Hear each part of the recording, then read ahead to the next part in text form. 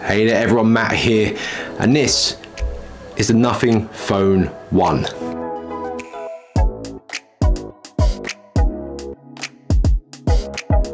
Now you may have seen my unboxing video from a few days ago when I got the phone on launch day.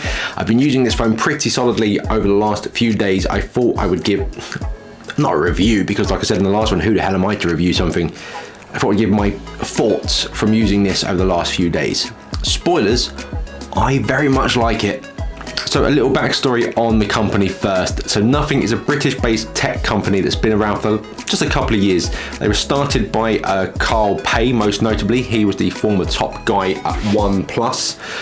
Nothing's core ideals is to, in their own words, remove the barriers between people and tech, enrich and improve people's lives without getting in the way. They want to make tech that has no confusing tech speak, no silly names, just in their words again, just artistry, passion and trust. Their first product was the Nothing Ear 1 buds, which I own and rate very, very highly. They're probably my most used earbuds that I own.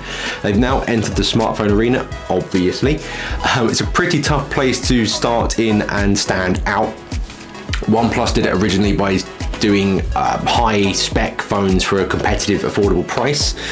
But now we have so many low budget, mid-range phones offering great spec for great prices, you've got to do something else to stand out. So Nothing has decided to do that by catching the eye. So as you've probably seen, that transparent, in quotation marks, design on the back, where you can see the insides of the phone, the wireless charging coil and all that kind of stuff. The design, the transparent design, it's probably going to be their main aesthetic going forward. It flows with the Nothing Ear 1 buds that I have. It gives you the impression you can see inside the phone. Now the other way to stand out from the crowd is, again, on the back. The back of the phone features over 900 LED lights. That, what they call the glyph interface, which light up when you get a notification. You can use it as a light when using the camera. It's pretty cool. I've heard a lot of people say that, oh, it just looks like an iPhone 12, and yes, I can, if you squint, I can see where they're coming from, but is that such a bad thing? Is the iPhone 12 that ugly of a phone that looking like it is a bad thing? Absolutely not. I like how this phone looks. I think it looks cool, it looks different, and I think that is something that is sorely needed in the smartphone market at the moment. The phone comes in two colors, black or white. Obviously I have the white one. They have a 6.55 inch 1080p OLED screen with 120 Hz refresh rate. The glass on the front and the back is Corning Gorilla Glass 5, and the aluminium frame is made from 100% recycled aluminium. There are three models to choose from. There's an 8 gig RAM with 128 gig of internal storage. There's an 8 gig RAM with 256 gig storage and a 12 gig RAM with 256 gig storage. They don't take memory cards, so bear that in mind when you're considering which one you go for. Prices range from £399 to £499 of the Queen's English monies.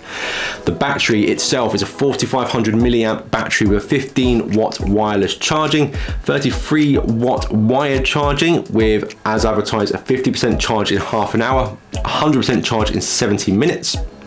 It does also feature 5 watt reverse wireless charging also. Inside the phone, it runs on a Snapdragon 778G Plus chip and runs on Android 12 with Nothing OS. The camera is a dual lens 50 megapixel standard and ultra wide lens. It uses the Sony IMX766 sensor, and it can record video up to 4K 30 frames a second. The selfie camera on the front is a standard 16 megapixel wide lens. It has an IP rating of 53, so it's not the highest rating you can get. It is splash proof, but I wouldn't recommend taking it swimming with you. But enough specs. How does this phone feel to use? Well, I've been using it solidly now since launch, and I gotta say that I am very, very impressed. The phone in my hand feels weighty and strong. It doesn't feel flimsy. Using it feels very easy and intuitive. I'm very pleased with the haptics I get from tapping on the screen.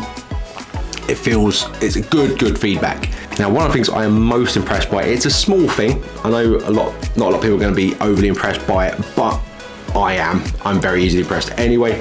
But the on-screen fingerprint reader, I think this is probably one of the best, if not the best, on-screen or just fingerprint sensor I've ever used. Whether it's on-screen, side-mounted, rear-mounted, it's incredibly fast, incredibly accurate. I've had no troubles with it whatsoever since I got the phone. I've only registered one thumbprint on it. It's never asked me to re-enter or try again or re-enter my PIN code. It just picks it up. I'm very impressed by it. I think it's a fantastic fingerprint sensor. The user experience is so streamlined and user-friendly. It is so close to being pure Android with like no bloatware. There are a few minor tweaks. There's no bloatware, but minor tweaks from Nothing. It has the sort of dot matrix font that Nothing use on on certain apps and notifications.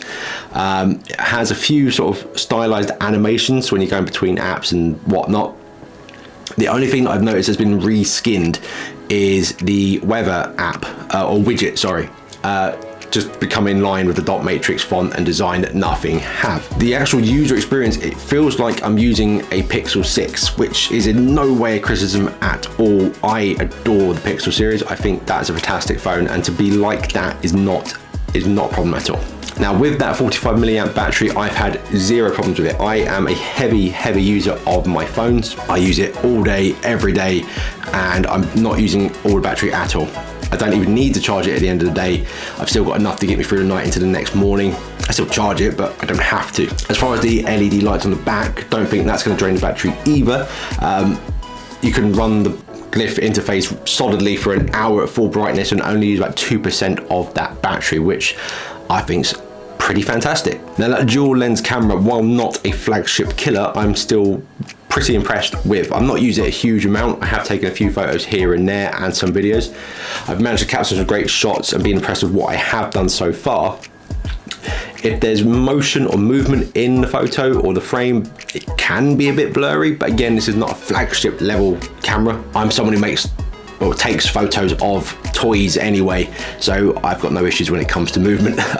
Now, one thing I will say is a lot of light is needed to get the best photos. So as long as you've got good lighting conditions, you're absolutely fine. The Glyph interface does come in handy though, so you can use it as a mood lighting or as a ring light, which fellow content creators will probably like.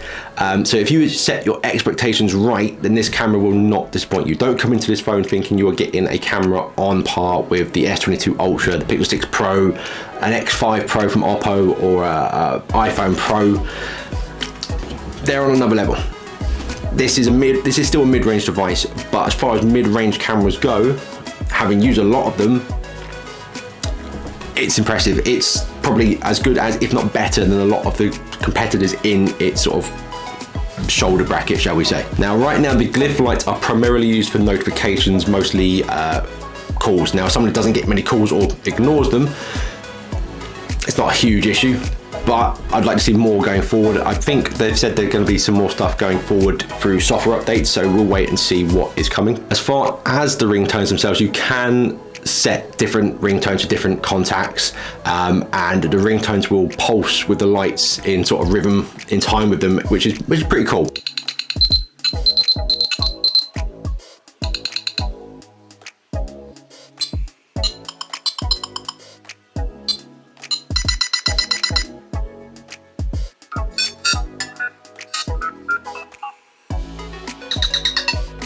But I have had to change my habits. I am someone who normally would keep my phone in my pocket or on my desk or on the arm of the sofa or the chair when I'm just chilling. If I want to use, or if I want to see the lights when the notification comes in, I have to put the phone face down, which I don't like doing anyway.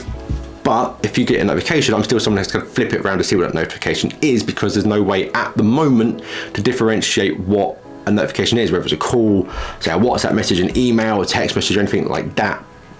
So again, hopefully in future software updates, that can be changed, which I kind of hope does happen. Now, as a whole, I am very, very impressed with this phone. As someone who normally goes for flagship level devices, this phone does not in any way feel like a step down from flagship at all. I feel like I'm getting a hell of a lot from this for what I'm paying for it.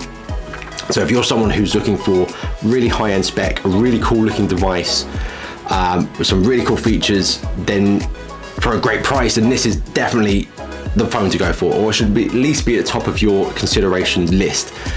I'm excited to see what's coming from Nothing, because they have said they're working on an ecosystem. So far we've only got the phone and the buds. Whether the ecosystem means we're going to get like a Nothing tablet or a Nothing watch or speakers or consoles, who knows? But whatever they bring out, I am going to be straight onto it. I'm excited for what Nothing do, because this and the buds is a hell of a start for a new company. So I'm looking forward to see what comes in the future. But as usual, I am rambling once again. So that was my thoughts on the Nothing Phone 1. Very, very impressed. As always, thanks so much for watching. Take care of yourselves, take care of your fellow humans, and I hope to see you all again in the next one.